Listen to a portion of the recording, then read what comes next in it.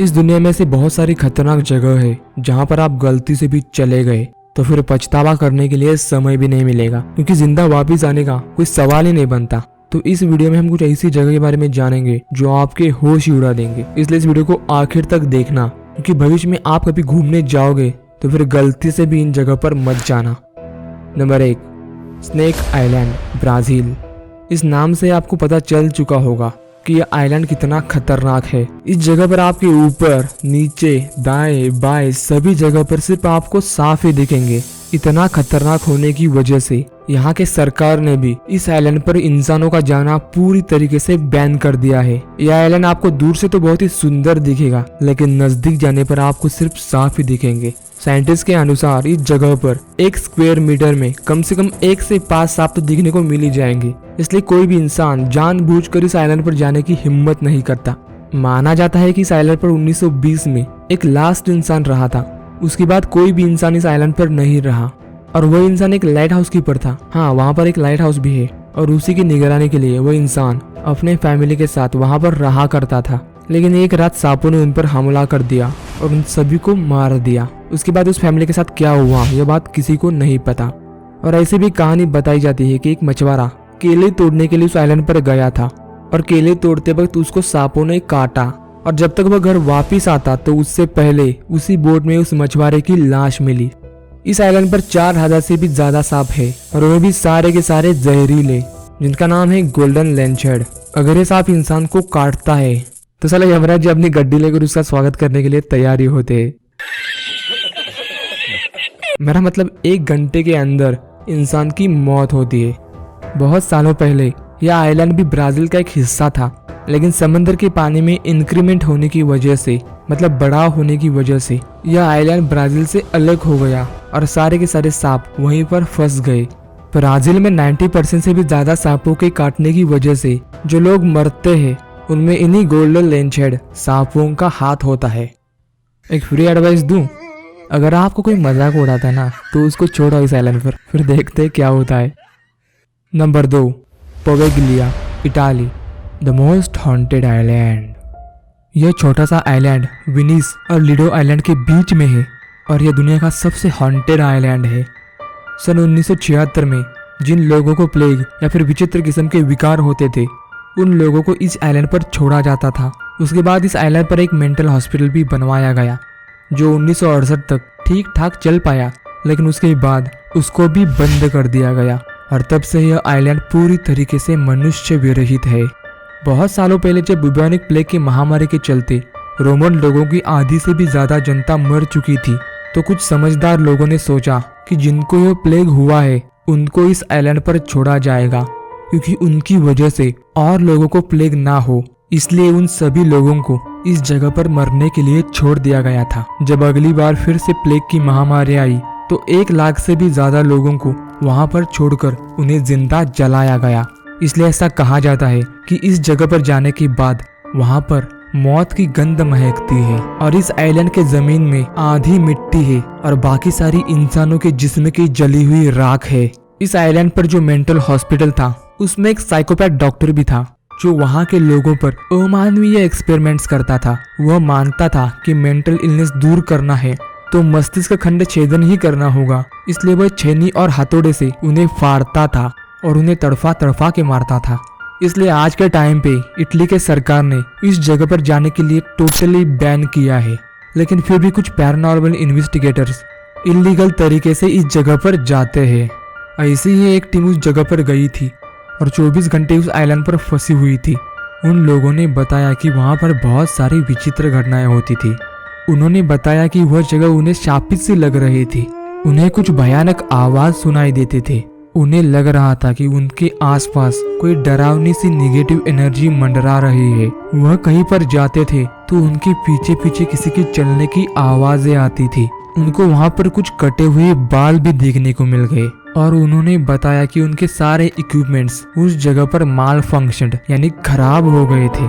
इस आइलैंड पर लाखों आत्माओं का निवास है, ऐसा माना जाता है। जिन लोगों को वहाँ पर जलाया गया था और जिनको मेंटल हॉस्पिटल में टॉर्चर करके मारा था, उन सभी के आत्माओं का वहाँ पर आज भी निवास है, और आज भी इस आइलैंड पर उनकी चीखने की आवाज़ें सुनाई देती है। अगर इस टॉपिक पर आपको पूरा डिटेल में वीडियो चाहिए तो नीचे डिस्क्रिप्शन में बताना, मैं ज़रूर बनाऊंगा। Number 3, Lascaux caves, France. France में दार्देने गांव के पास एक गुफा है जिसका नाम है लास्काउ, और यहाँ पर 15 से 17 हजार साल पहले की पेंटिंग्स आज भी मौजूद है। 12 सितंबर 1940 को एक लड़का जिसका नाम था मार्सेल, वो अपने कुत्ते के साथ जंगल में घूमने गया था, लेकिन एक जगह पर उसका कुत्ता एक गड्ढे में गिर गया। तो उस लड़के ने कुछ दोस्तों को बुलाया और उस गड्ढे के नीचे गए, और वहाँ पर उनको ढेर सारी और बहुत पुरानी पेंटिंग्स देखने को मिल गई। तो उन्होंने यह बात अपने टीचर को बताई और टीचर ने यह बात सरकार तक पहुंचाई। उसके बाद सरकार ने इस जगह का कंट्रोल अपने हाथ में ले लिया। इस जगह पर करीब 600 से भी अधिक पेंटिंग्स है, जिसमें बैल, घोड़ा, हिरन, बाइसन आदि बहुत सारी पेंटिंग्स है जो अश्मीर के लोगों के द्वारा अपने हाथों से बनवाई गई थी।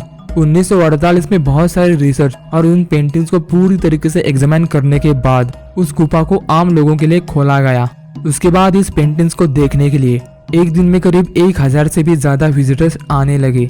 अब इतने सारे लोग आते हैं, मतलब वो कार्बन डाइऑक्साइड तो छोड़ते होंगे ना, और उसी के चलते वहाँ पर हीट और ह्यूमिडिटी बढ़ने लगी और उन पेंटिंग्स को नुकसान पहुँचने लगा। इसलिए सरकार ने 1963 को यह गुफा सब लोगों के लिए बंद कर दी, और आज के टाइम पे यह गुफा यूनेस्को की वर्ल्ड हेरिटेज साइट यानी जागतिक विरासत की जगह है, और इस वजह से यह जगह सभी के लिए पूरी तरीके से बैन कर दी है। चाहे आप कितने भी पैसे क्यों न दो, यहाँ पर आपको अंदर नहीं छोड़ा जाएगा, क्योंकि भाई यह प्राइसलेस पेंटिंग्स है, यह अमूल्य पेंटिंग्स है जिसकी तुलना पैसों में नहीं की जा सकती। इसलिए कुछ साइंटिस्ट या फिर रिसर्चर्स को छोड़कर यहाँ पर किसी को अंदर जाने का परवाना नहीं है।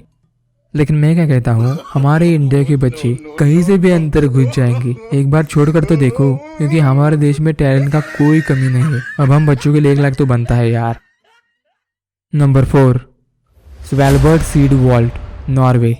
आर्टिक सर्कल से करीब 1300 किलोमीटर दूर नॉर्वे देश में इस दुनिया का सबसे बड़ा सीड्स का यानी बीजों का संचयन है। इस बीजों की तिजोरी को या फिर इस भंडार को 2008 में नॉर्वेजियन सरकार ने बनाया है। बीज खराब ना हो और ज्यादा समय तक टिक पाए, इसलिए बीजों को इस बिल्डिंग में रखा जाता है, जो कि मैन्युअली निर्माण की गई बर्फ के अंदर की एक तिजोरी है। इस तिजोरी में आज के टाइम पे 1 मिलियन यानी करीब 10 लाख से भी ज्यादा सीड्स के सैंपल्स मौजूद है। हम इंसानों के लिए जो इसेंशियल क्रॉप्स होते हैं जैसे कि गेहूं, धान, जौ आदि के सैंपल्स ज्यादा है। अगर इनका आंकड़ा बताओ तो यह रहा, व्हीट यानी गेहूं के सैंपल्स 1.5 लाख इतने हैं, बैरली यानी जौ के सैंपल्स 70,000 के आसपास है, और पोटैटो के सैंपल्स 20,000 के आसपास है। और भी बहुत सारे अनाज है, अगर मैं सबका नाम लूंगा तो वीडियो बहुत ही बड़ा हो जाएगा।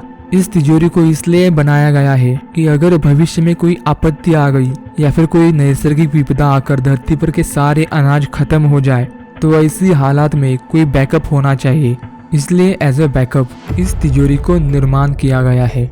इसी के चलते अगर आपको इस बिल्डिंग के अंदर जाना हो तो किसी के लिए भी यह पॉसिबल नहीं है, क्योंकि भाई यह दुनिया का भविष्य का बैकअप है। कठिन हालातों में यह दुनिया के लिए बहुत ही इम्पोर्टेंट हो सकता है। हाँ, अगर आपको इस बिल्डिंग के बाहर जाकर सेल्फी खिंचवानी है तो आप बिंदास जा सकते हो, उसमें कोई दिक्कत नहीं आएगी। लेकिन अगर आपको इसके अंदर जाना हो तो भाई ना, आपको नहीं छोड़ा जाएगा। सिर्फ और सिर्फ रिसर्चर्स को ही अंदर जाने का परवाना है। और 2014 में इंडिया ने भी पिजन पी, जो एक किस्म के मटर के दाने जैसे होते हैं जो आप अभी स्क्रीन पर देख रहे हो, उसके 25 सैंपल सुरक्षित तरीके से स्टोर किए गए हैं। मतलब इंडिया ने भी भविष्य को जानकर कुछ अच्छे कदम उठाए हैं। और सबसे इम्पोर्टेंट बात इस बिल्डिंग के बारे में जो ये है, यह बिल्डिंग 2008 में बनाई गई थी, और तब से आज तक लाखों सीड्स होने के बावजूद भी इस बिल्डिंग के लोगों के द्वारा या फिर स्टाफ के द्वारा एक भी सीड लॉस्ट नहीं हुई है। मतलब गजब है यार। तो इन 4 जगहों में से आपको कौन सी जगह बहुत ही स्ट्रेंज लगी या फिर अच्छी लगी, नीचे कमेंट करके बताना। और चैनल पर पहली बार आए हो तो चैनल सब्सक्राइब करके उस घंटी को दबाना मत भूलना, ताकि नई वीडियो अपलोड होते ही आपको तुरंत मिल जाए। तो फिर मिलता हूँ आपसे एक नई इंफॉर्मेटिव वीडियो के साथ, तब तक के लिए जय हिंद।